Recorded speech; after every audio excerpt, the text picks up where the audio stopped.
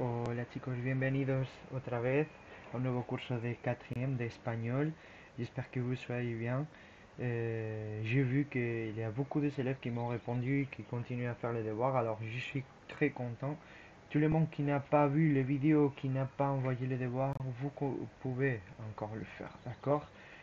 Surtout cette semaine et surtout maintenant parce qu'on va continuer du point dans lequel on avait resté la dernière fois. Aujourd'hui, on va étudier tout ça. Consejos para proteger el medio ambiente. Tout le monde qui a déjà fait les devoirs et qui ont vu la vidéo, c'est déjà, ça veut dire quoi el medio ambiente en français? Le medio ambiente quiere decir l'environnement. Aujourd'hui, alors, on va étudier consejos para proteger el medio ambiente, des conseils pour protéger l'environnement. ¿De acuerdo? Vamos a dividirlo en tres partes. La primera parte será la corrección de los deberes de la semana pasada, la corrección de devoir de la semana dernière. La parte 2 será el estudio de los consejos y el futuro simple. Si recordáis, si vous vous souvenez, la semana pasada estudiamos el futuro próximo y ahora vamos a estudiar el futuro simple, ¿de acuerdo? C'est pas le même, mais attention, la règle c'est la même qu'en français. Futur proche, futur simple, ¿d'accord? La parte 3, los deberes para la semana que viene y el QCM. Comme d'habitude, nous avons un QCM, d'accord? Ainsi que quelques petits devoirs pour bien sûr préparer ces QCM. Alors, on va a la partie numéro 1, la corrección de los deberes. Vamos allá. Esta era la hoja de deberes que tenéis que hacer para hoy. Nombre, n'oubliez pas que nombre ça veut dire prénom, ¿de acuerdo? Apellido, nom de famille y curso, la classe. Perfecto. Quand on utilise le futur proche, vous vous souvenez, nous avons dit qu'il y avait deux manières. La première, pour parler de quelque chose proche à nous dans le temps, ça veut dire quelque chose que je vais faire aujourd'hui ou à plus tard demain, d'accord? Et la deuxième utilisation de futur proche, c'est pour quelque chose futur, mais une action que j'ai déjà planifiée totalement et je suis sûr que je vais le faire. Par exemple, yo voy a ser médico. Je veux devenir docteur. D'accord? C'est quelque chose que j'ai déjà choisi, que j'ai décidé. Alors, l'année prochaine, je vais étudier surtout SVT, surtout les matières qui vont m'approcher à ces futurs que j'ai choisis. D'accord? C'est ça le futur proche. Pour quelque chose proche à nous, ou qu'on a déjà décidé que sera factible dans le futur. Perfect. Comment on forme le futur proche en espagnol? Sur le verbe ir, c'est le verbe aller en français, el verbo ir conjugado, yo voy, tú vas, él va, nosotros vamos, vosotros vais, ellos van, plus a, plus un verbe en infinitif, yo voy a comer, je vais manger. La différence entre le français et l'espagnol, c'est qu'on ajoute une a entre le verbe aller et le verbe en infinitif. Yo voy a comer. ¿Qué vas a hacer cuando termine la pandemia del coronavirus? Utiliza el futuro próximo y mínimo 6 frases. Vous l'avez très bien fait, mais attention, c'était 6 phrases. Il y a parfois que vous ne savez pas faire les 6. Ne vous inquiétez pas, aujourd'hui on va faire tous les exemples. Alors si je dois parler de moi, je vais utiliser quelle personne?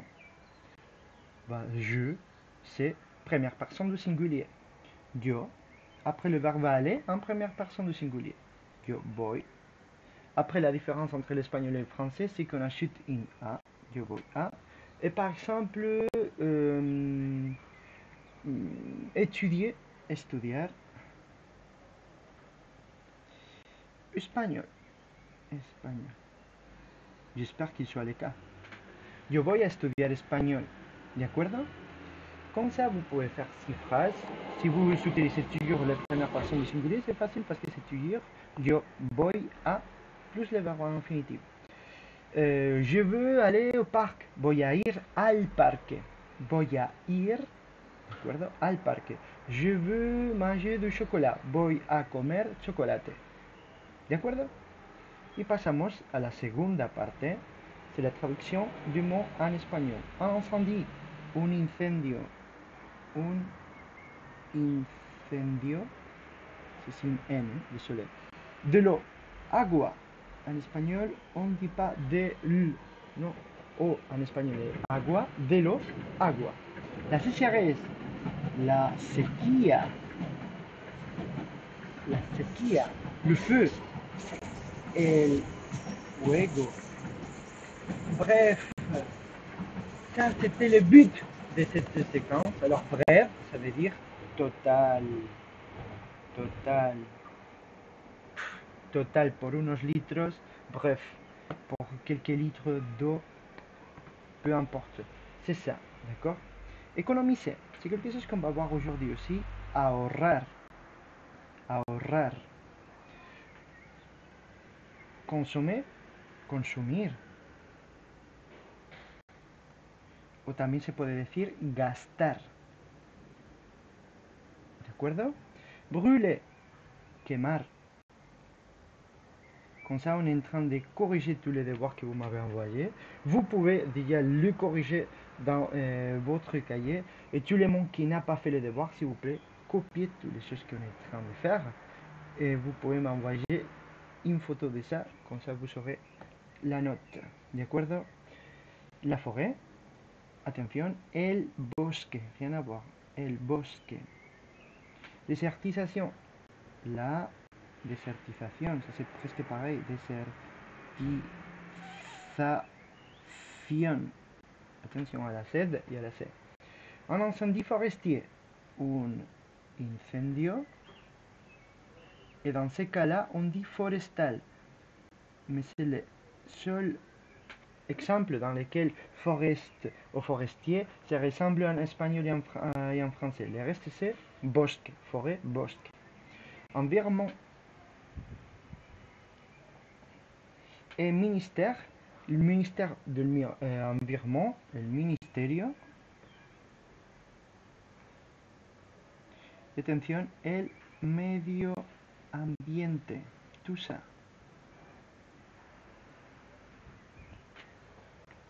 ¿De acuerdo? Perfecto.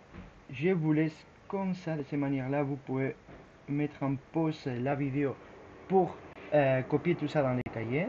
Et pour tout le monde qui n'a pas fait l'autre, attention, on l'a fait plutôt à l'oral. D'accord? Alors vous devez réécouter pour refaire tout ça dans les cahiers. On a déjà fini la première partie, alors on va déjà a los consejos para proteger el medio ambiente, les conseils pour protéger l'environnement. ¿Qué consejos vamos a ver? Vamos a ver. Estos son los consejos. Como vous pouvez voir, il y a 10 conseils qu'on peut faire pour protéger notre environnement dans le futur. Les choses que vous devez faire pour la semaine prochaine, c'est copier les 10 sur votre cahier et essayer de traduire vous-même. Quand est-ce que vous pouvez traduire ça? Je vous dis toujours que vous pouvez utiliser la page web Word Reference, ça c'est une R. Ah, ça marche pas. wordreference.com wordreference.com, d'accord, pour essayer de traduire. Pourquoi vous devez traduire tout ça et m'envoyer la photo, d'accord, que vous avez traduit. Si vous l'avez pas trop bien fait, vous inquiétez pas. Ça, c'est seulement pour vous préparer pour le QCM. Pourquoi? Parce que dans le QCM, je vais vous dire quelques mots d'ici, de la traduire et je vais vous donner une liste de tous les mots. Alors c'est très facile, il faut que choisir.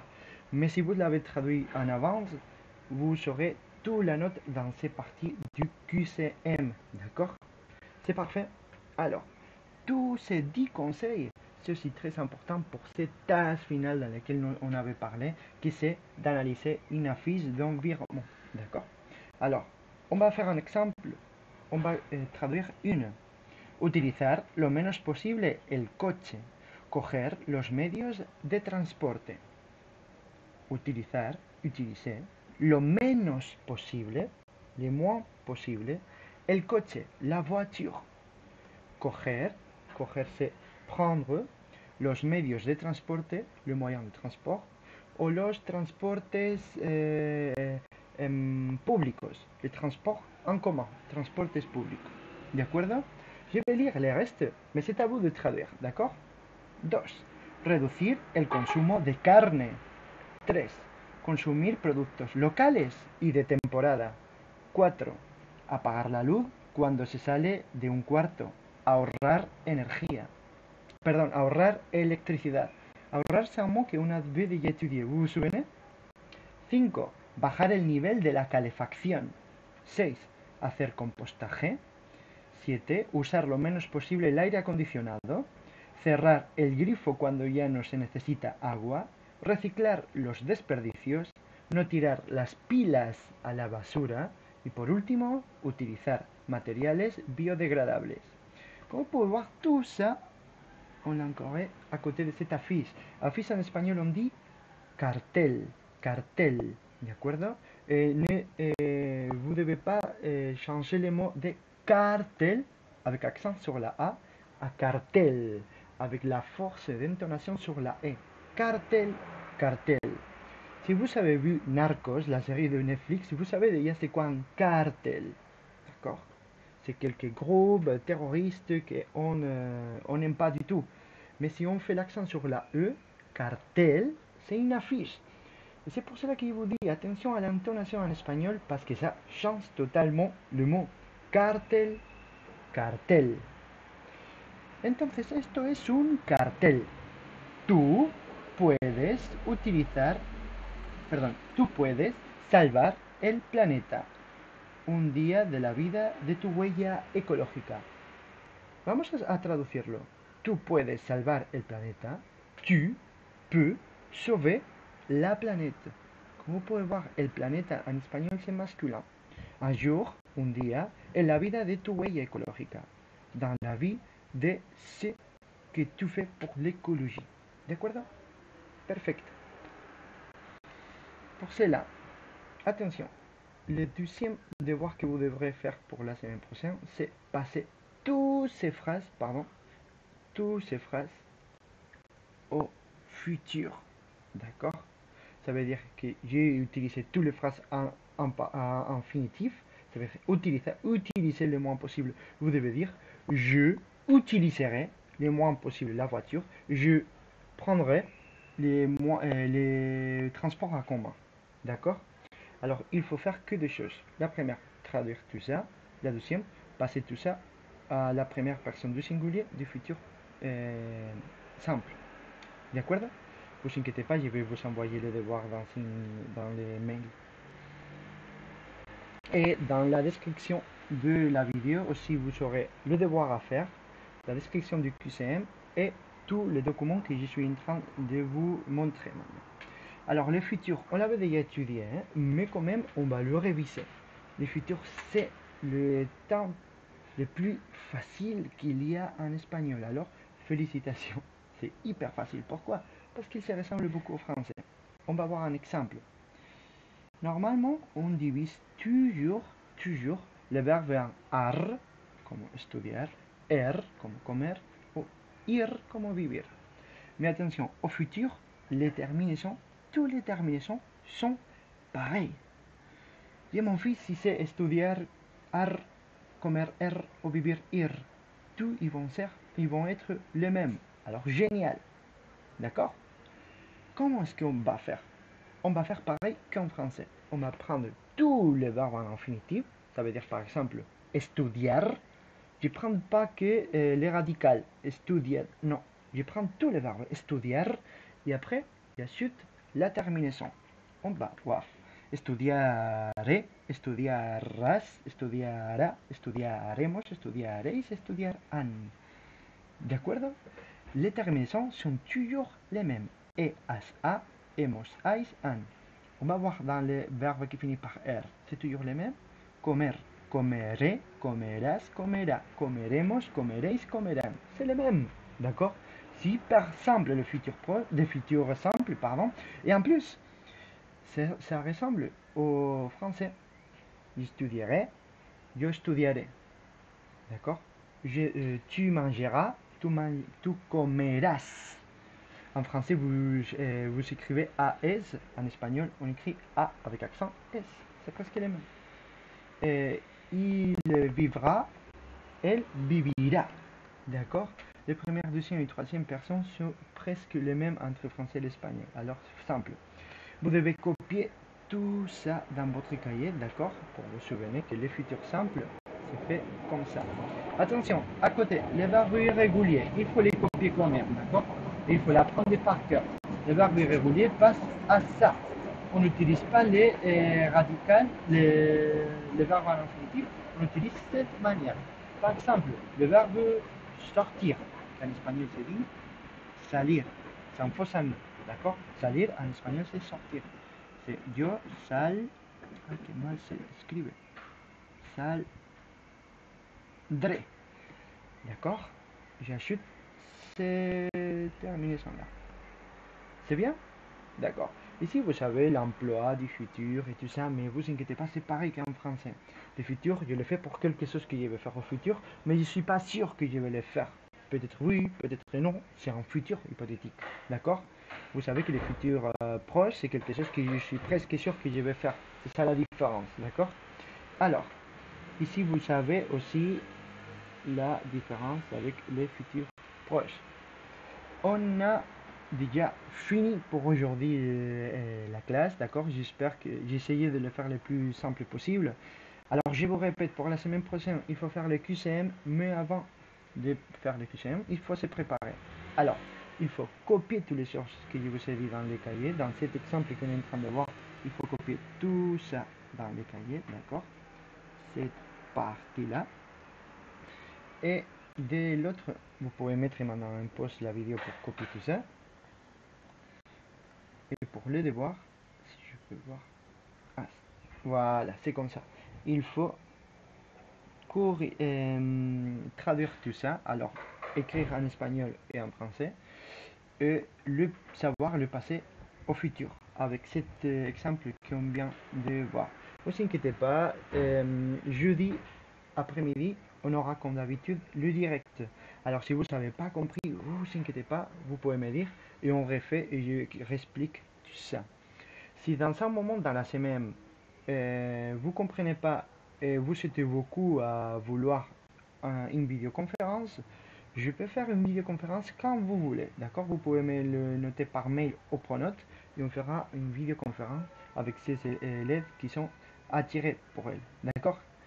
Espero que estéis muy bien, chicos. Ah, je vais vous montrer déjà le QCM. Comme ça, vous êtes tranquille. Comme vous pouvez voir, il n'y a que deux questions. La première, traduit de l'espagnol, c'est les mots en espagnol en français. Vous allez voir, il faut que choisir, vous savez tous les mots en bas et vous devez prendre et mettre à côté. C'est hyper simple. La deuxième partie, c'est trouver les futurs simples en espagnol de cette fiche. D'accord? Je vais vous mettre toutes les phrases. Par exemple, la première en première personne, la deuxième en deuxième personne, la troisième en troisième personne. Et vous avez une liste avec tous les mots, vous devez choisir c'est quelle la correcte. ¿D'accord? Espero que todo vaya bien, chicos. Nos vemos el jueves por la tarde en la videoconferencia. Y si vous avez quelques questions, envoyez un mail ou un surpreneur. Ciao.